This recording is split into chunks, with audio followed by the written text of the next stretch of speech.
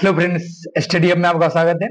आज हम लोग जीव विज्ञान का क्विक रिवीजन करने वाले हैं। ठीक, तो आज ये अपना बायोलॉजी का क्विक रिवीजन समाप्त हो जाएगी। ठीक, तो कल इकोनॉमिक्स का क्विक रिवीजन करेंगे और इकोनॉमिक्स का 3-4 दिन में ये भी खत्म हो जाएगा क्विक रिवीजन। तो क्विक रिवीजन में जो इम्पोर्टेंट टॉपिक है उसको कवर किया जाता है, ना कि आपके रेगुलर क्लास की तरह सारे टॉपिक कवर किए जाते हैं। ठीक, तो जिस मतलब ये पैटर्न, क्विक रिवीजन का पैटर्न ये रहता है कि पिछले ईयर में जैसे क्वेश्चन पूछे गए उस आधार पे क्विक रिवीजन के स्लाइड बनाए जाते हैं। ठीक, तो आप ये मत सोचिएगा कि हम बिना रेगुलर क्लास किए बस क्विक रिवीजन का क्लास किए हुई बीबीएससी का पीटी पास कर सकते। एक दोस्त बोल रहा था कि भाई मतलब ऐसी क्लास दे रहे हो तो मतलब क्या पीटी निकल जाएगा, इसका वीडियो देख के चले जाएगा। भाई वीडियो थोड़ी ना निकलेगा, क्योंकि रेगुलर क्लास में जो डिटेल से पढ़ा होगा वही क्विक रिवीजन के माध्यम से शॉर्ट नोट्स मान लीजिए वही समझ रहा होगा कि ये क्या लिखा हुआ है, क्या बोल रहा है, क्या मतलब मेरे कॉपी में क्या सर बताए थे, क्या यह शॉर्ट फॉर्म में बता रहा है, वही समझ रहा है, वही बेहतर मतलब वो मुझे भी समझ रहा होगा, उस स्लाइड को भी समझ रहा होगा। नहीं तो किसी को लग रहा है कि ये मतलब ऐसे ही ऐसे कैसे कोई पीटी पास।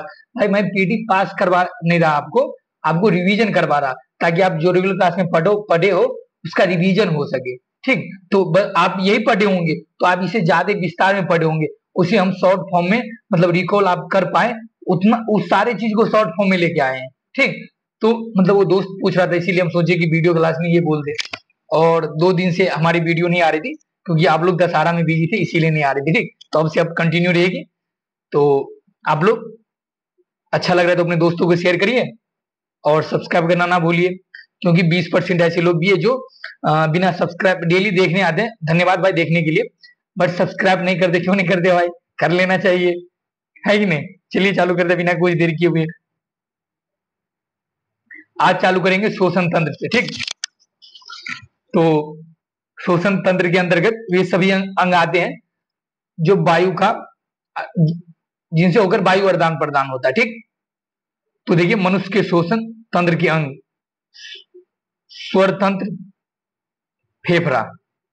तो स्वर तंत्र ग्रेसनी को ग्रासनली से जोड़ता है। वही लैरिंग्स, भाई लैरिंग्स मुख्य कार्य ध्वनि का उत्पादन करना, ध्वनि का उत्पादन का। ठीक, वही लैरिंग्स मतलब पुरुषों की मोटी होती है, इसीलिए उसकी मतलब पुरुषों का आवाज मोटा निकलता है और मतलब महिला की आवाजें पतली निकलती है। क्यों? क्योंकि यही लैरिंग्स उसकी पतली होती है और पुरुषों में मोटी होती है। ठीक, इसीलिए खांसने, निगलने और श्वास तथा शोषण मार्ग की सुरक्षा करने में ये सहायक लैरिंग्स है। ठीक, और ये नासिक देखिए तो मुख्य द्वार के ठीक ऊपर स्थित होता है, जो पिछले स्लाइड में अपन लोग देखे थे चार्ट के माध्यम से। ठीक, तो ये देख लेंगे। और फेफड़ा, तो फेफड़ा का काम, फेफड़ा स्पंजी गुलाबी थाली नुमा संरचना, एक जोड़ी में रहता है। ठीक, ये गैसों का आदान प्रदान, मतलब सांस हम लेते हैं ना, शुद्ध ऑक्सीजन लेते हैं और कार्बन डाइऑक्साइड छोड़ते हैं, वो बाहर जाता है। ये काम फेफड़ा ही करता है भाई। फिर दायां फेफड़ा थोड़ा सा बड़ा होता है, तो अगर स्टेटमेंट में ऐसा हो कि बायां फेफड़ा थोड़ा सा बड़ा होता है तो गलत, दायां फेफड़ा होता है। तो ऐसे करके स्टेटमेंट याद रखें, क्योंकि ये स्टेटमेंट में कितना भी अगर फैक्चुअल इन्फॉर्मेशन पता हो तो स्टेटमेंट में कितना भी घुमाया जाए तो आप वहां नहीं घूमेंगे, आप आंसर दे के आएंगे। ठीक, देखिए प्रत्येक फेफड़े में लगभग 15 करोड़ वायु कोष्ठक होता है। और ये देखिए फ्लूरल मेम्ब्रेन फेफड़ों की सुरक्षा करता है, जो अपन लोग चित्र के माध्यम से देखिए बाहरी आघातों से रक्षा करता है। फेफड़े में फ्लोरल मेम्ब्रेन भरा रहता है, दर्द भरा रहता है, वो बाहरी आघातों से हमें रक्षा करता है। ठीक, पिक्चर के माध्यम से देख लेते हैं भाई।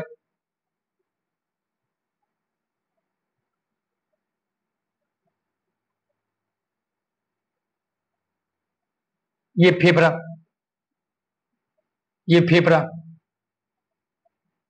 है ना, अपना फेफड़ा।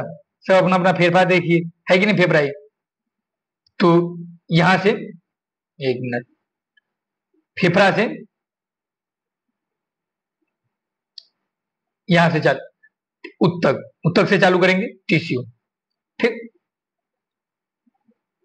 यहां उत्तक से चालू करेंगे, ये अशुद्ध मतलब अशुद्ध रक्त, यहां से अशुद्ध रक्त O2 रहित रक्त जाएगा कहां? उत्तक से। देखिए कहाँ गया ये, इसका नाम क्या है, पहले नाम देख लेते हैं। तो आप देखिए ये महाधमनी है, ठीक, लेफ्ट साइड और इधर राइट साइड, ठीक। तो ये महाधमनी है, ये फुफ्फुस शिरा है, ये फुफ्फुस शिरा हुआ, ठीक। और एक तीन ये बड़ा वाला कोष्टक है ना, ये बड़ा कोष्टक, ये अलिंद है, ठीक। तो बायां अलिंद और दायां अलिंद ऐसे करके बटा हुआ है, ठीक। और ये बड़ा कोष्टक है, ये 2 4 ये नीले है, ठीक। और ये देखिए ये द्वार अब महाशिरा हुआ, और इधर ये फुफ्फुस धमनी, मतलब बायां साइड महाधमनी और इस साइड फुफ्फुस धमनी। तो अब नाम पता चल गया, तो अब यहाँ कर पाने में से होगा। तो अब यहां से कहा जाएगा, ये कहा एंट्री लिया, देखिए ये एंट्री कहां ली, इसका नाम महाशिरा है। तो यहां से महाशिरा में गया अशुद्ध रक्त, ठीक, अशुद्ध रक्त महाशिरा में गया। ये इसका नाम है ट्राइकस्पिड वैल्यू, ठीक, ट्राइकस्पिड वैल्यू नाम है इसका। तो ये यहां से दाएं नीले में जाएगा, ये दाएं इधर हुआ दाया, तो ये नीले है, तो दाएं नीले में जाएगा, दाया नीले में गया, दाया नीले से फिर ये बाहर निकलेगा, बाहर निकल के कहा जाएगा, ये फुफ्फुस धमनी में। तो फुफ्फुस धमनी, ठीक, फुफ्फुस धमनी होते हुए ये फेफड़ा में जाएगा, और फेफड़ा उसे शुद्ध रक्त में बदलेगा, ठीक। तो ये फेफड़ा से फिर इधर जाएगा कहा, ये यहां, इसका नाम आपका हुआ, 1 मिनट भाई, हाँ ये देखिए ये आपका फुफ्फुस शिरा, फुफ्फुस शिरा में गया, ये फुफ्फुस शिरा में गया,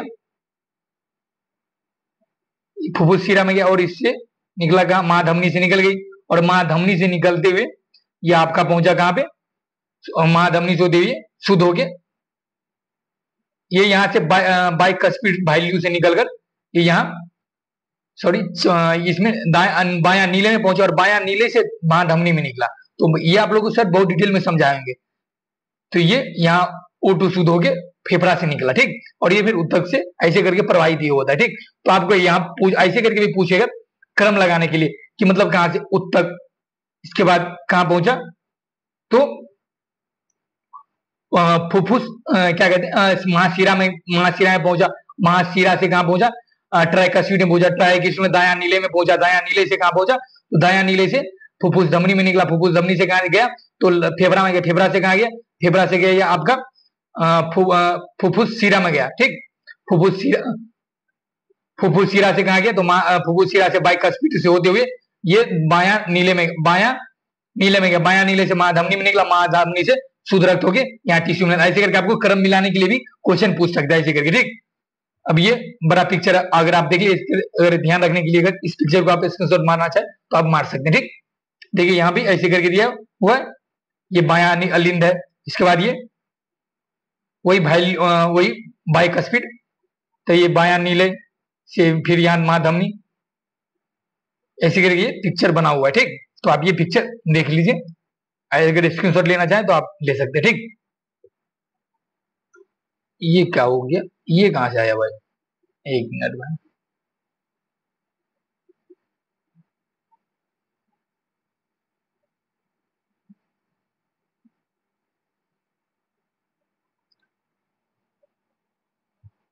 देखिए उत्सर्जन तंत्र, मानव शरीर की कोशिका से वर्ज्य या विषाक्त पदार्थों को बाहर निकलने की क्रिया विधि उत्सर्जन कहलाता है, ठीक। तो यहाँ देखिए आंत में अनपचे भोजन को शरीर से बाहर निकालना आंत का कार्य है, ठीक। अब वृक्क देखिए, तो ये रक्त में हाइड्रोजन आयन सांद्रता का नियंत्रण वृक्क करता है, ठीक। शर्करा अमीनो अम्ल आदि का निष्कासन कौन करता है, वृक्क करता है, इसकी कार्य। अपशिष्ट पदार्थों को मूत्र के रूप में बाहर निकालना किसका कार्य, तो वृक्क का कार्य है, ठीक, किडनी का। दवाइयां विष आदि जिसका प्रयोजन शरीर में नहीं होता उन्हें बाहर निकालने का क्या किसका है, तो वृक्क का, ठीक।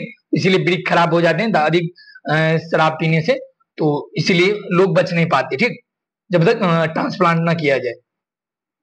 इधर फेफड़ा का कार्य, 2 कार्य, ये फेफड़ा का कार्य तो देख लिए, 2 प्रकार के गैसीय पदार्थों का विनिमय, कार्बन डाइऑक्साइड जल वाष्प का उत्सर्जन, ठीक। लहसुन, प्याज और कुछ मसालों का उत्सर्जन भी फेफड़ा के माध्यम से होता है। ठीक, त्वचा देखें तो उपस्थित तैलीय ग्रंथियां, श्वेत ग्रंथियां क्रमशः सीमम पसीने को स्रावित करती है। कौन? त्वचा। ठीक, यकृत देखें तो आवश्यकता से अधिक एमिनो अम्ल तथा रुधिर के एमिनो को यूरिया में परिवर्तित करने की भूमिका कौन निभाता? तो यकृत निभाता है। ठीक, तो अमोनिया को यूरिया के रूप में परिवर्तित करने की भूमिका कौन निभाता है? तो यकृत। और यही मतलब यही यूरिया यूरिन के मतलब मूत्राशय से बाहर निकलता है। जब आपको देखे थे पिछले क्लास में अपन लोग देखे थे कि यही यूरिया टॉयलेट के बाहर मांगता, वही यूरिया अमोनिया में बदल जाता है, इसीलिए वो गंध देता रहता है सार्वजनिक टॉयलेट के बाहर। तो यही कारण है कि यहाँ ऑक्सीकृत हो जाता है ऑक्सीजन वातावरण में आकर। ठीक, हीमोग्लोबिन का विखंडन कर उन्हें रक्त प्रवाह से अलग करना किसका काम है? तो यकृत का काम है। और एल्कोहल का निराविशीन करना किसका काम है? तो यकृत का काम है। ठीक, तो ये ध्यान, इसके कार्य ध्यान रखेंगे आप। उस तंत्रिका तंत्र देखें तो तंत्रिका तंत्र के बारे में देखें तो ये परिवर्तित क्रियाओं का नियंत्रण करता है। ठीक, मस्तिष्क से आने वाले उद्दीपनों का संवहन कौन करता है? मतलब मैसेंजर की तरह काम कौन करता है? तो मस्तिष्क काम करते हैं हमारे। ठीक, और ये तंत्रिका तंत्र देखें तो ये इधर मेरुरज्जी तंत्रिका तंत्र से जुड़ा और इधर मस्तिष्क। ठीक, और इसके कार्य देखें तो सोचने समझने और किसी चीज को याद रखने के साथ ही विभिन्न अंगों के कार्यों का सामंजस्य तथा संतुलन स्थापित करने का कार्य करता है तंत्रिका तंत्र। ठीक, तो ये देख लिए कि नहीं देख लिए?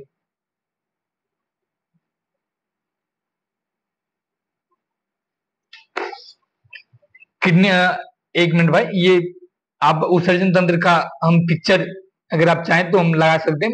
नहीं मतलब ये स्लाइड दोस्त बनाया वो नहीं यहाँ डाल पाया। तो यहाँ देखिए, इसमें कुछ अगर फैक्चुअल इन्फॉर्मेशन अगर मैं देख पा रहा हूँ अपने, तो उसमें यहाँ देखें तो किडनी, ये किडनी ब्रिक देखें तो ये 10 लाख नेफ्रॉनों की नलिकाओं से मिलकर बना होता है। ये तो ये ब्रिक अगर पूछे तो ये नेफ्रॉन से बना होता है। ठीक, तो ये ध्यान रख लेंगे यहाँ। और नेफ्रॉन किसकी क्रियात्मक इकाई है? तो किडनी की क्रियात्मक इकाई है। ऐसे करके भी क्वेश्चन पूछे जा सकते। ठीक, तो अगर हमें लगा ये ऐसे करके क्वेश्चन बनाया जा सकता है तो इसीलिए मैंने आपको ये बता दिया। और ऐसे आपके नोट्स में ये लिखा होगा, क्योंकि मैंने उससे बोला था कि भाई पिक्चर भी डाल देना, बस वो पिक्चर नहीं अपलोड कर पाया, तो इसके लिए सॉरी।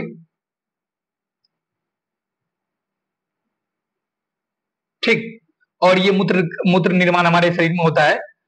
तो ये प्रक्रिया क्या कहलाता है? तो अल्ट्रा फिल्ट्रेशन, या हिंदी में कहे तो प्राणिस्यंदन की क्रिया कहलाता है। ठीक, तो ये भी आप याद रखेंगे। ठीक, और यहाँ देखिए शरीर में यूरिया का निर्माण कहाँ होता है? तो लीवर, यकृत में होता है। यहाँ लिखा हुआ है ना कि यूरिया का निर्माण कहाँ हो? अमोनिया को यूरिया में कौन बदलता है? तो यकृत। और यहीं पे देखें, और यूरिन, मतलब वही यूरिन का निर्माण कहाँ होता है? तो किडनी में होता है। तो याद रखेंगे, यहाँ क्वेश्चन वैसे पूछ सकता है, उल्टा कर देगा आपको कि किडनी में यूरिया का निर्माण होता है और यूरिन का निर्माण यकृत में होता है। गलत। तो ऐसे स्टेटमेंट आपको उल्टा करके आपको मतलब वहां कंफ्यूजन पैदा कर सकता है। तो आप ये ध्यान रखेंगे, यकृत में यूरिया का निर्माण होता है लीवर में, और किडनी में देखें तो यूरिन का। ठीक, ये आप ध्यान रखेंगे। क्या करेंगे? ये आप ध्यान रख ही लेंगे। ठीक,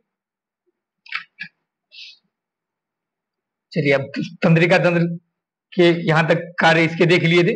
अब यहाँ देख लो मस्तिष्क, और मस्तिष्क देखे तो इसे 3 भाग में बांटा जाता है। ठीक, अग्र मस्तिष्क, मध्य मस्तिष्क और पश्चिम मस्तिष्क। ठीक, तो वही फोर ब्रेन अगर इंग्लिश में देखे तो फोर ब्रेन, मिड ब्रेन और हिंड ब्रेन, है कि नहीं? और इसे देखें, और इसे भी आगे भी बांटा गया है। तो ये अग्र मस्तिष्क, तो ये सेरिब्रम नाम सुने होंगे ना कि परम मस्तिष्क, तो आप इंग्लिश में याद रखिए सेरिब्रम। ठीक, तो सेरिब्रम हाइपोथैलेमस और थैलेमस में ये बटा हुआ है। कौन सा?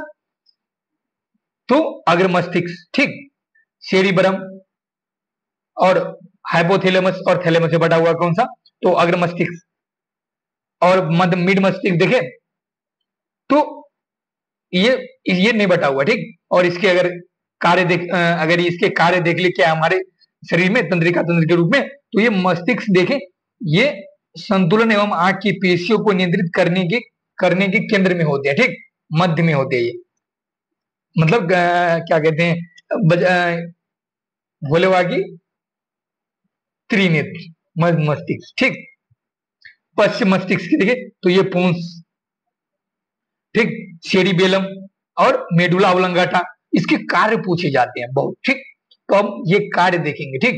तो यहाँ देखेंगे सेरिब्रम के कार्य देखेंगे, सेरिब्रम के, तो ये अंतर संवेदी सहभागिता, स्मरण, संपर्क आदि के लिए उत्तरदायी। तो आप ये समझ पा रहे हैं कि ये क्या, मतलब इतना शॉर्ट में लिखा हुआ है कि क्या कहना चाह रहा है। तो ये बता दें कि ये मस्तिष्क का सबसे बड़ा भाग है, ठीक, जो दाएं एवं बाएं हिस्सों में बटा होता है, ठीक। और इसका बायां भाग शरीर के दाएं हिस्से को और दायां भाग शरीर के बाएं हिस्से को नियंत्रित करता है, ठीक। और ये देखें,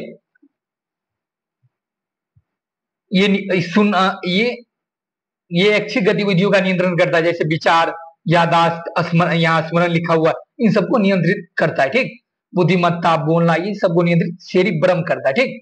और अगर ये देखें तो सेरिब्रम दर्द, स्वाद, स्पर्श, दाब, पेन, प्रकाश संबंधी संकेत की प्राप्तियां, ये सारे सुनना, ध्वनि को समझना, ये सारे सेरिब्रम इसके लिए उत्तरदायी है। अगर, ठीक, ये सारे सेरिब्रम के लिए उत्तरदायी, ये ध्यान रखेंगे। और अब आ जाते हैं हाइपोथैलेमस पे, ठीक। तो ये आंतरिक वातावरण का संतुलन बनाए रखता है, आंतरिक वातावरण का, ठीक। और आंतरिक वातावरण का संतुलन बनाए रखता है, इसमें अगर देखें तो ये इसीलिए इसे होम्योस्टेसिस भी कहते हैं, ठीक, होम्योस्टेसिस भी कहते हैं। आपके ये कॉपी में लिखा होगा, ठीक, होम्योस्टेसिस भी कहते हैं, ठीक, ये आपकी कॉपी में लिखा होगा। और ये देखिए, ये किसी हमारे शरीर में क्यों उत्तरदायी, भूख, प्यास, प्यार, घृणा, परिदीप्ति, ताप नियंत्रित कौन करता है, यही ताप नियंत्रित वातावरण का आंतरिक संतुलन। तो ये हाइपोथैलेमस ये कार्य दे देगा, मतलब इलिमिनेट करने के लिए कि निम्नलिखित के विचार कीजिए, और सेरिब्रम, हाइपोथैलेमस और थैलेमस, और डी एक दे देगा पोन्स, और इनमें से कौन से सुमेलित नहीं है, ठीक। तो ऐसे करके क्वेश्चन बनाए जा, इसके कार्य के आधार पे, ठीक, उत्तरदायी के आधार पे, तो ऐसे करके आपके क्वेश्चन बनाए जा सकते हैं। तो आप ये ध्यान रखेंगे। अब अगला देखिए, ये तो मध्य मस्तिष्क के बारे में तो देख ही लिए कि ये दृश्य, विजन, संवेदी संकेत के लिए उत्तरदायी है, ठीक। अब देखते हैं पुंस के बारे में, ठीक। अगर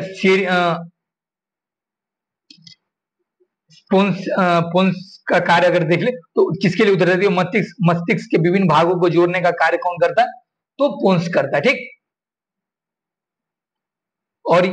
और ये शोषण के लय को नियंत्रित करता है, ठीक। तो यहां ध्यान रखेंगे, शोषण के लय को, ठीक, शोषण के लय को नियंत्रित करता है, शोषण की लय को नियंत्रित करता है, ठीक, ये ध्यान रखेंगे आप।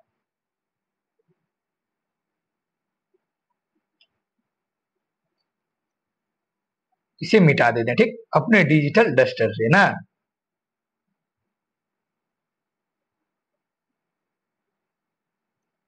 आप लोग बताना भाई, आप लोग रेगुलर क्लास अच्छे से किए होंगे तो ये बहुत बेहतर समझ में आपको आ रही होगी, और इसका फायदा आप जब एग्जाम दे के आएंगे तब आप बताएंगे कि हाँ, मतलब इसका फायदा तो हुआ भाई रिवीजन, क्विक रिवीजन करने से, ठीक।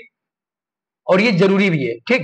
अब देखिए, सेरिबेलम किसके लिए उत्तरदायी है हमारे शरीर में, तो ये समन्वय, संतुलन और ऐच्छिक पेशियों गतिविधियों का नियंत्रण। और ऐच्छिक अनैच्छिक मतलब जिसे हम नियंत्रित कर सकते हैं वो अनैच्छिक क्रिया, और जिसे हम नियंत्रित नहीं कर सकते वो ऐच्छिक क्रिया, वो अपने आप होने वाला, ठीक। तो ऐसे करके आप लोग, ये तो आसान टर्म है तो ये तो पता ही होगा। तो इस सेरिबेलम के बारे में अगर देखें तो इससे बहुत सारे क्वेश्चन पूछे जाते हैं। तो इसका ये मस्तिष्क का सबसे बड़ा दूसरा भाग है, ठीक। और बड़ा भाग कौन सा है अभी बताएं, सेरिब्रम, ठीक। तो आप ये ध्यान रखेंगे। और ये बॉडी बैलेंस, ये समन्वय का कार्य, ये तो बॉडी बैलेंस करता है, मुद्रा का समन्वय करता है, सीखने की केंद्र के रूप में कार्य कौन करता है, ये पूछा गया क्वेश्चन, आप देखे होंगे करना चाहिए, ठीक। और अंगों को गतियों का समन्वय भी करता है कौन, तो ये श्वसन की गति का समन्वय कौन करता है, तो पोन्स। लेकिन अंगों की गतियों का समन्वय कौन करता है, तो सेरिबेलम, ठीक। ये ध्यान रखेंगे आप। और यहाँ देखिए मेडुला ऑब्लंगाटा के बारे में अगर बात किया जाए, मेरुरज्जु के बारे में बात कर लिए क्या अपन लोग, किए कि नहीं? मेडुला ऑब्लंगाटा के बारे में बात कर ले तो हृदय की धड़कन का नियंत्रण, रक्तचाप नियंत्रण, श्वास की गति नियंत्रण, और खांसना, छींकना, उल्टी और पाचक रसों का स्राव, ये सब का नियंत्रण कहां पे होता है, मेडुला ऑब्लंगाटा में, ठीक। कहां पे होता है, तो मेडुला ऑब्लंगाटा में ये नियंत्रण होता है, ठीक। तो आप ये ध्यान रखेंगे, ठीक। ये शरीर की अनैच्छिक क्रिया है, ठीक।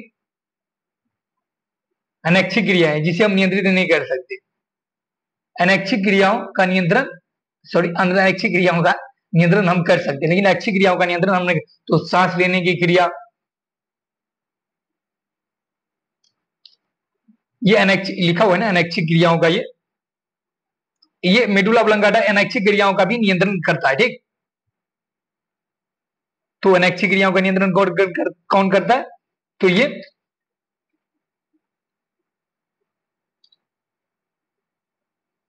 मेडुला ऑब्लंगाटा करता है, ठीक। तो आप ये ध्यान रखेंगे।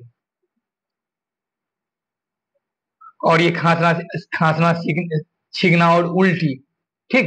मतलब निगरण एवं उल्टी का नियमन केंद्र के लिए उत्तरदायी कौन सा शरीर का भाग है, तंत्रिका तंत्र का भाग है, तो मेडुला ऑब्लंगाटा, ये पूछा गया क्वेश्चन है, ठीक। तो आप ये याद रखेंगे। और मेरुरज्जु के बारे में अगर देखें तो ये मस्तिष्क के ठीक नीचे वाला हिस्सा है, ठीक। इसका मुख्य कार्य क्या देखे थे, इसका कार्य तो देख ही लिए थे मेरुरज्जु का कार्य, प्रतिवर्ती क्रियाओं का नियंत्रण करना, मस्तिष्क से आने जाने वाले उद्दीपन संवहन का नियंत्रण करना, ठीक। और मेरुरज्जु में ये देखिए तो सोचने और समझने की और विचार करने की क्षमता नहीं होती, किसमें, तो मेरुरज्जु में, ये ध्यान रखेंगे। अगर डाल दे की समझने की क्षमता होती है तो नहीं होती है मेरुरज्जु में, ठीक। तो आप ये ध्यान रखें। ये शरीर और मस्तिष्क के बीच, विभिन्न हिस्सों के बीच ब्रिज की तरह काम करता है कौन, तो मेरुरज्जु, ठीक। और रिफ्लेक्स एक्शन के लिए भूमिका निभाता है कौन, तो मेरुरज्जु, क्योंकि रिफ्लेक्स रिएक्शन अचानक होने वाला क्रिया जो अचानक हो जाता है, तो इसके लिए कौन जाना जाता है, तो मेरुरज्जु जाना जाता है, ठीक।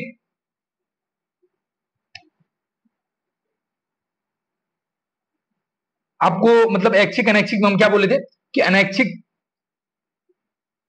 ऐच्छिक क्रिया जिसे हम नियंत्रित कर सकते हैं, ये बोले थे ना, और अनैच्छिक क्रिया जिसे हम नियंत्रित नहीं कर सकते, ठीक। तो ऐसे ही ये अचानक होने वाला कार्य, तो ये होने वाली क्रिया अनैच्छिक हुई। तो आप ये भी ध्यान रखिए, तो अशांतर में तो ये पता होना चाहिए। अनैच्छिक क्रिया जिसे हम नियंत्रित नहीं कर सकते और जिसे नियंत्रित कर सकते वो ऐच्छिक क्रिया। शायद हम उल्टा बोल दिए थे, ठीक।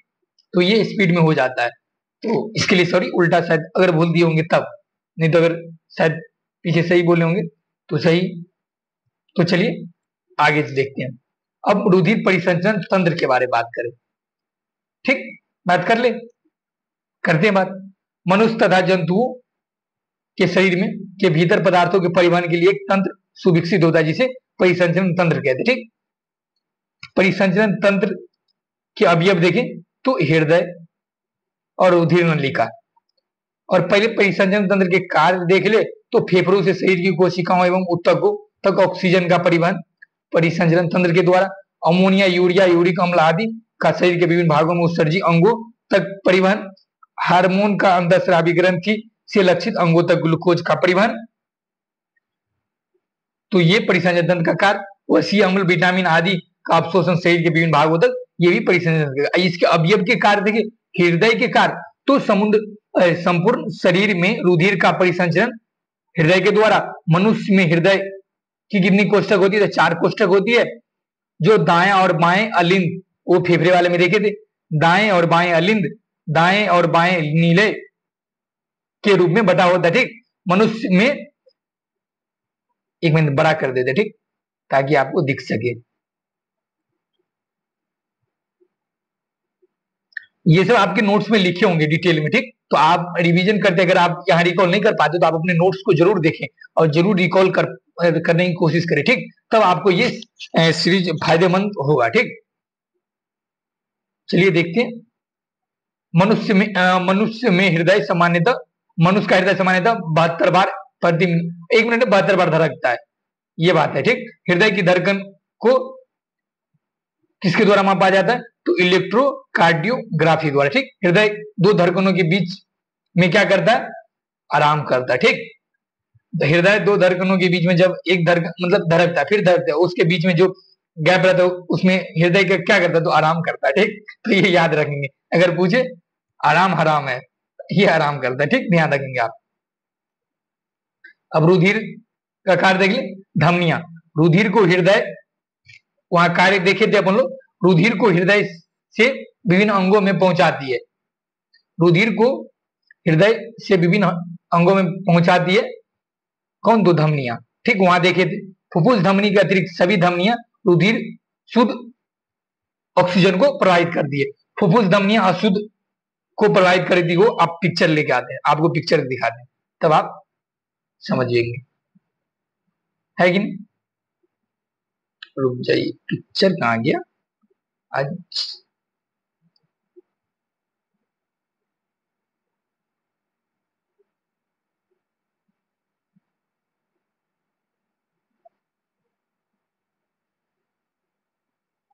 देखिए पिक्चर मिटाते हैं भाई। हाँ। ये फुफ्फुस धमनी है, ठीक। इधर तो महाधमनी, इधर फुफ्फुस धमनी, तो ये O2 रहित है, मतलब अशुद्ध रक्त। और यहाँ पे आपको कंफ्यूजन हो सकता है, यहाँ फुफ्फुस धमनी के अतिरिक्त सभी धमनियां शुद्ध रक्त को प्रवाहित करता है, ठीक। शुद्ध रक्त को, ये देखिए शुद्ध रक्त को प्रवाहित कर रही है सभी धमनियां, ठीक। तो आप ध्यान रखेंगे फुफ्फुस धमनी को छोड़कर। और यहाँ शिराएं, विभिन्न अंगों से रुधिर, शिरा का काम है कि विभिन्न अंगों से रुधिर कोशिका को हृदय तक कौन ले जाता है? तो शिरा ले जाती है, ठीक। ये शिरा ले जाती है कहां पे? फेफड़ा में, ठीक।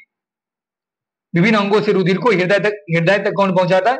या फेफड़ा तक कौन पहुंचाता है? तो शिरा पहुंच जाती है, ठीक। ये रुधिर को एकत्रित करने का भी कार्य करते कौन? शिराएं। और फुफ्फुस शिरा के अतिरिक्त सभी शिराएं अशुद्ध रक्त को प्रवाहित करती। फुफ्फुस शिरा बाएं साइड है तो वो उधर शुद्ध रक्त प्रवाहित होती है। तो यहाँ कंफ्यूजन हो सकता है शुद्ध और अशुद्ध वाले में, तो ये ध्यान रखेंगे। रुधिर वाहिनियां धमनियों और शिराओं को जोड़ती है, रुधिर वाहिनियां क्या करती है? धमनियों और शिराओं को जोड़ने का कार्य करती है, ठीक। तो आप ये ध्यान रखेंगे। यहाँ रुधिर, देखिए इसका पीएच मान, रक्त का पीएच मान देखिए, तो रक्त क्षारीय होता है जिसका पीएच मान 7.4 होता है, ठीक। तो ये ध्यान रखेंगे आप। परिसंचरण तंत्र देखिए, खुला परिसंचरण तंत्र और बंद परिसंचरण तंत्र। तो हमारे शरीर में कहाँ पे खुला परिसंचरण तंत्र और कहाँ पे बंद, तो ऐसे करके स्टेटमेंट डाल के आपसे क्वेश्चन बनाए जा सकते हैं, ठीक। तो आप ये याद रखेंगे। तो देखिए खुला परिसंचरण तंत्र के बारे में जानते हैं। रुधिर का दाब तथा कम गति से बहता है। खुला परिसंचरण तंत्र रुधिर का दाब तथा कम गति से बहता है, जैसे में तिलचट्टा, कीट, मकड़ी आदि में इसके एग्जाम्पल पूछे जाते हैं, ठीक। खुला परिसंचरण तंत्र किसमें पाया जाता है? तिलचट्टा, कीट, मकड़ी, मानव में नहीं पाया जाता, ठीक। खुला परिसंचरण तंत्र, इसमें नलिकाएं होती है, न कि खुला परिसंचरण तंत्र, ठीक। आप तिलचट्टा, कीट, मकड़ी, इसमें खुला परिसंचरण तंत्र होता है, ठीक। और बंद परिसंचरण तंत्र देखें तो रुधिर बंद नलिकाओं में बहता है, ठीक। सभी कशेरुकियों में बंद परिसंचरण तंत्र पाया जाता है, ठीक। तो आप ये ध्यान रखेंगे। आप यहां देखिए तरल संवहनीय संयोजी ऊतक है। रुधिर तरल संवहनीय संयोजी ऊतक है जिसमें रुधिर कणिकाएं, प्लाज्मा हीमोग्लोबिन, प्लाज्मा प्रोटीन आदि उपस्थित होते हैं। तो रुधिर एक प्रकार का तरल संयोजी ऊतक क्या है? तो तरल संयोजी ऊतक होते हैं, ठीक। तो आप ये ध्यान रखें। और यहाँ देखें मानव रुधिर में, मानव का रक्त देखें तो इसमें प्लाज्मा 55% और रुधिर कणिकाओं, मतलब रुधिर कणिकाओं की मात्रा 45% होती है। और प्लाज्मा में 55% प्लाज्मा में देखें तो जल, कार्बनिक पदार्थ और अकार्बनिक पदार्थ होता है प्लाज्मा, ठीक। और रुधिर रुधिर कणिकाओं में देखिए प्लेटलेट्स और डब्ल्यूबीसी और आरबीसी, ठीक, ये मिलकर रुधिर कणिकाएं होती है, ठीक। ये देखिए प्लेटलेट्स का कार्य अगर देखिए तो रक्त का थक्का जमाना किसका कार्य होता है, तो रुधिर प्लेटलेट्स का कार्य क्या होता है, तो रक्त का थक्का जमाना किसका काम होता है, तो रुधिर प्लेटलेट्स का, ठीक। तो आप ये ध्यान रखेंगे, ध्यान रखेंगे ना, बोलिए भाई एकदम। और यहां देखिए श्वेत रक्त रोगों से प्रतिरक्षा करने का कार्य किसका किसका कार्य, रोगों से प्रतिरक्षा करने का कार्य किसका, तो ये देखिए तो डब्ल्यूबीसी का है। और लाल रुधिर कोशिका में एंटीजन कौन से पाए, एंटीजन ए और एंटीजन बी। और यहां देखिए क्या क्या क्या कह रहे हैं इसमें, एंटीजन की अनुपस्थिति में एक विशेष प्रकार की प्रोटीन पाया जाता है जिसे एंटीबॉडी कहते हैं, ठीक। तो आप ये भी ध्यान रखेंगे, ठीक। और यहां देखिए रक्त समूह के बारे में बात करें, रक्त समूह की खोज करता कौन है,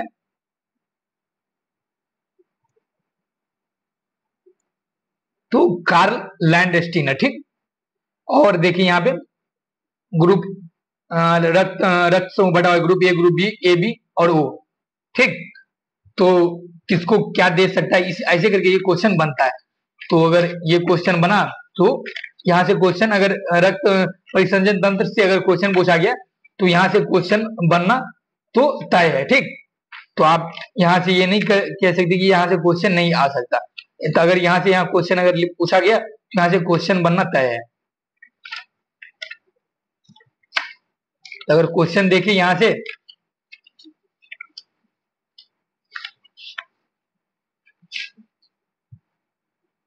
तो देखिए अगर एंटीजन ए के बारे में बात करें तो इसमें ग्रुप ए समूह, रक्त समूह ए के बारे में तो एंटीजन ए और एंटीबॉडी बी पाए उपस्थित होते, ठीक।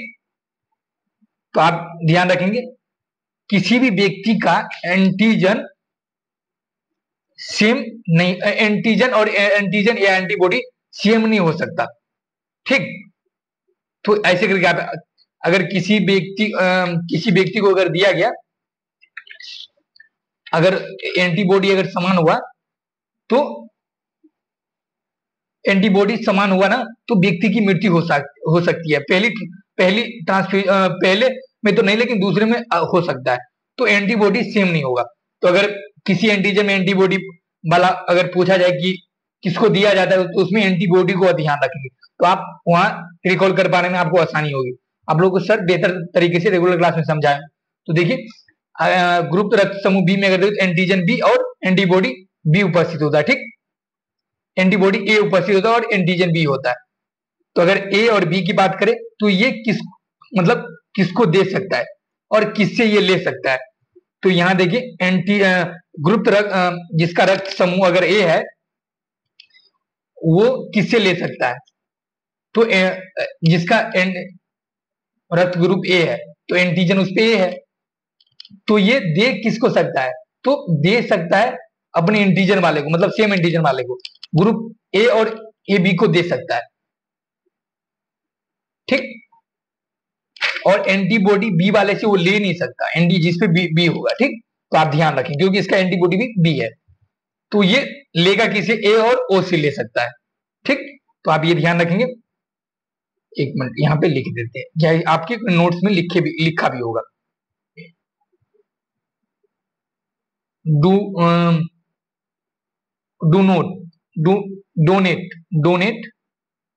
डोनेट टू, ठीक। बात करें तो ये डोनेट किसको कर सकता है, ए को कर सकता है और ए बी वाले को कर सकता है। और ये ले किससे सकता है, ठीक। और ये ले किससे सकता है, तो यहां देखें ले किससे सकता है, ये तो ये ले सकता है किससे, ए और इससे ले, ए और ओ से ले सकता है, ठीक। ध्यान रखेंगे। और यहाँ ग्रुप रक्त समूह बी वाला किससे ले सकता है, तो ये ले सकता है किससे, यहाँ ऐसे करके तीर लगा दे रहा हूं, ठीक। ले किससे सकता है, ये पहले दे किससे सकता है, तो ये बी वाले को देगा और ए बी को और बी को ए और ए बी को देगा, ठीक। और ये यहाँ बी लिखते हैं, मतलब ब्लड ग्रुप बी वाले, ठीक। ब्लड बीपी, बीजी ब्लड ग्रुप, बीजी, बीजीबी, बीजीबी में अगर देखें तो ये बी और ओ को ओ से ले सकता है, ठीक, बी और ओ से ले सकता है। तो ये आप ध्यान रखें, आप ये नोट में लिखे भी हो, ठीक। अब यहां देखते हैं ब्लड ग्रुप अगर जिसका ए बी है, ठीक, तो इस पे एंटीजन ए बी दोनों उपस्थित होते हैं और एंटीबॉडी अनुपस्थित रहता है, इसीलिए इसे सर्वग्राही कहते हैं। ये सबको दे सकता है क्योंकि इस पे कोई एंटीबॉडी है ही नहीं, इसीलिए वो सबको दे सकता है, ठीक। ये सबको दे सकता है, लेकिन ले किसके सकता है, ले तो ए बी वाले से ही ले सकता है, सॉरी, ले दे सबको सकता है, सर्वग्राही सबको दे सकता है, लेकिन ले ए बी वाले से ही ले सकता है, दे सबको सकता है, ठीक। तो ये ध्यान रखेंगे आप। और यहां देखिए ब्लड ग्रुप ओ वाले, इसमें एंटीजन अनुपस्थित होता है और एंटीबॉडी ए ओ बी उपस्थित होता है, इसीलिए ये सर्वदाता, ये सबको दे सकता है, ठीक। तो ए बी वाला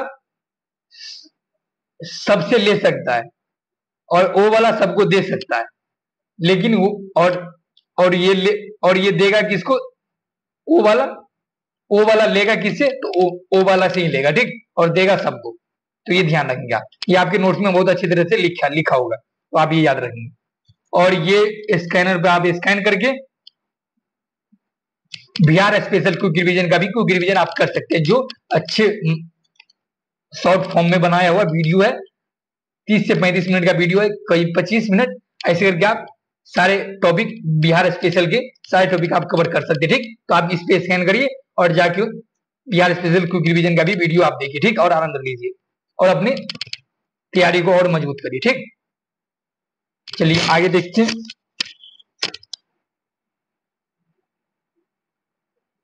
ये अंतःप्रदब जालिका, ये ग्लैंड और उनके, ये ग्रंथियां और उनके प्रकार के बारे में, ठीक। यहाँ ये अंतःस्रावी ग्रंथियां, तंत्रिका तंत्र वाले से ये है, ये अंतःस्रावी ग्रंथि की अगर बारे में बात करें कि नहीं करें, अंतःस्रावी ग्रंथि के बारे में क्या जवाब कर लेते हैं, है कि नहीं, कर लेते हैं, ठीक। अंतःस्रावी ग्रंथियां के बारे में अगर बात करें तो पहले ये देखेंगे,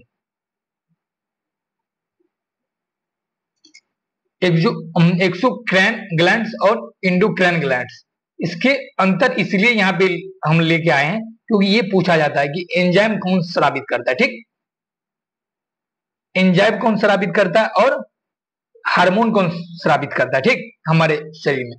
तो ये देखते हैं। तो एक्सोक्राइन जिसे देखिए तो बहिस्रावी ग्रंथियां कहते हैं, ठीक। तो ये बहिस्रावी ग्रंथियां सामान्यतः एंजाइम का स्राव करती है, ठीक, और ये नलिका युक्त ग्रंथियां होती है, ठीक, और ये अपने स्राव को अंग से उत्तक से बाहर निकाल देती है, ये अपने स्राव को अंग से या उत्तक से बाहर निकाल देती है। कौन, एक्सो मतलब बाहर, बहिस्रावी ग्रंथि नाम ही है, सामान्यतः अपने लक्ष्य के करीब ये होती है, ठीक। बहिस्रावी ग्रंथियां सामान्यतः अपने लक्ष्य के, ये तो देख ली, एंजाइम की प्रकृति से ये प्रोटीन का बना होता है, ठीक, और ये एंजाइम तीव्र गति से काम करता है, लेकिन इसका प्रभाव कम समय तक रहता है। तो ये पूछा जा सकता है कि एंजाइम तीव्र गति से काम करता है लेकिन इसका प्रभाव कम होता है, स्टेटमेंट दे तो ये सही। अगर स्टेटमेंट वहीं दे दे कि एंजाइम तीव्र गति, उसका तीव्र प्रभाव रहता है लेकिन उसका गति कम रहता है, तो गलत स्टेटमेंट होगा। तो आप ऐसे करके आप ध्यान रखेंगे, ठीक। अब देखिए इंडोक्राइनिक ग्लैंड्स की बात करें, ये इसके हिंदी में नाम हुए अंतःस्रावी ग्रंथि। अगर अंतःस्रावी ग्रंथि की बात करें तो ये अंतःस्रावी ग्रंथि हार्मोन का स्राव करता है और ये नलिका विहीन ग्रंथियां होती है, ठीक। क्या होती है, तो ये नलिका विहीन ग्रंथियां होती है। तो नलिका विहीन ग्रंथियां ये होती है और ये सामान्यतः अपने लक्ष्य से दूर होती है। तो ये अंतःस्रावी और बहिस्रावी में अगर अंतर करके अगर पूछा जाए तो वहां भी आप क्वेश्चन सही करके आएंगे, ठीक। तो आप ये यहां देख लेंगे इस तरह से। और ये अंतःस्रावी ग्रंथियां जो हार्मोन पैदा करती है वो प्रोटीन या स्टेरॉइड जो फैट से उत्पन्न होते हैं इससे बने होते हैं। ठीक, तो ये ध्यान रखें, हार्मोन धीरे धीरे कार्य करता है लेकिन इसका प्रभाव लंबे समय तक रहता है। ठीक, तो ये ध्यान रखें हार्मोन और एंजाइम के अंतर के बारे में। ठीक, और यहां देखें अंतःस्रावी ग्रंथियां देखें, पीयूष ग्रंथि, ये अंतःस्रावी ग्रंथियां पीयूष ग्रंथि अंतःस्रावी ग्रंथियां। ठीक, इसे मास्टर ग्लैंड कहा जाता है। ठीक, यह मस्तिष्क में हाइपोथैलेमस से जुड़ा होता है। ठीक, और इसका भार देखें तो 0.6 ग्राम होता है पीयूष ग्रंथि। और ये बटा हुआ है, देखिए अंतःस्रावी ग्रंथियां बटा हुआ है अवटु ग्रंथि, परावटु ग्रंथि। भाई ये हिंदी में लिखा हुआ है एकदम पूरे। अधिवृक्क, थाइलेमस ग्रंथि, अग्नाशय, अंडाशय, ब्रिसन, एंड्रिनलिन मेडुला। ठीक, ये हिंदी में लिखा हुआ है, हम इंग्लिश में इसे देखते हैं क्या कहा जाता है भाई। ठीक, साथ में देख लेंगे, कोई दिक्कत नहीं है, आप लोग ऐसे चेक कर लीजिए। यहां देखिए पीयूष ग्रंथि, तो पीयूष ग्रंथि की पहले बात करा जाए तो इसे न्यूरो इंडोक्राइन सिस्टम का निर्माण करता है कौन? पीयूष ग्रंथि। अंतःस्रावी ग्रंथि का निर्माण कौन करता है? पीयूष ग्रंथि। और ये अन्य सभी ग्रंथियों को नियंत्रित करता है, इसीलिए इसे मास्टर ग्रंथि कहा जाता है। और इसे स्रावित ग्रंथि देखें तो सोमैट्रोपिक हार्मोन जो वृद्धि हार्मोन है इसका स्राव होता है। ठीक, और यहां देखें thyrotropic hormone, vasopressin hormone, oxytocin hormone और मिलेनोसाइटिन प्रेरक हार्मोन। ये मिलेनोसाइट इस हार्मोन प्रेरक, ये मेलाटोनिन हार्मोन होता है एक जो नींद आने के लिए सहायता करता है। ठीक, वो नींद आने के लिए उत्प्रेरक के रूप में काम करता है, तो आप ये भी ध्यान रखेंगे। यहां ऑक्सीटोसिन देखें, अगर ये ऑक्सीटोसिन हार्मोन के बारे में बात करें तो महिलाओं में दुग्ध स्राव एवं प्रसव पीड़ा, महिलाओं में दुग्ध स्राव और प्रसव पीड़ा या लव हार्मोन किसे कहा जाता है? तो ऑक्सीटोसिन को कहा जाता है। ठीक, और यहीं पे देख ले, ये इस सब का आगे कार्य देख लेंगे। ठीक, आगे कार्य में आएगा तो वहां देख लेंगे, आप टेंशन मत लीजिए कि इसका कार्य नहीं पता। और यहाँ देखो वाइसोप्रीन के बारे में बात करें तो ये शरीर में जल की मात्रा को नियंत्रित करता है। ठीक, आपके गुण में लिखा होगा ये जल की मात्रा को नियंत्रित करता है। और ऑक्सीटोसिन लव हार्मोन है, ये महिलाओं में दूध स्राव और प्रसव पीड़ा के लिए उत्तरदायी है। ठीक, ये हार्मोन। और यहाँ पे प्रोलैक्टिन हार्मोन भी यहाँ नहीं लिखा हुआ, प्रोलैक्टिन हार्मोन होगा। ठीक, प्रोलैक्टिन हार्मोन की बात करें तो ये हार्मोन ये महिलाओं में दूध का निर्माण करता है। ठीक, महिलाओं में दूध का प्रोलैक्टिन, ये हार्मोन पूछा जाता है। एक साइड हार्मोन और उससे हार्मोन और उसके कार्य स्रावित होने पर उसके कार्य जो होते हैं क्या उत्पन्न होता है वो दे देगा, और इनमें से कौन से सुमेलित नहीं है, ऐसे करके क्वेश्चन बनाए जाते हैं, तो आप ये भी ध्यान रखेंगे। ठीक, और यही ठीक यहां पे देख लिया। और ये पीनेल ग्लैंड, यहाँ थायरॉक्सिन की बात करें, थायरॉक्सिन की बात करें तो ये थायराइड ग्लैंड अवरुद्ध ग्रंथि, थायराइड ग्लैंड, इसको मतलब ये इंग्लिश में इसका नाम अवटु ग्रंथि का थायराइड ग्लैंड है। ठीक, ये आप ध्यान रखेंगे। ये सबसे बड़ी अंतःस्रावी ग्रंथि है जो गले के क्षेत्र में पाई जाती है। ठीक, और यहाँ थायरॉक्सिन, ये थायरॉक्सिन देखें तो मेटाबॉलिज्म का नियंत्रण कौन करता है? ये थायरॉक्सिन हार्मोन का कार्य। ठीक, ये ग्रोथ और डेवलपमेंट में भी सहायता करता है। तापमान का नियंत्रण करता है थायरॉक्सिन। ठीक, तापमान, हृदय गति नियंत्रण करता है। ठीक, और यहीं पे एक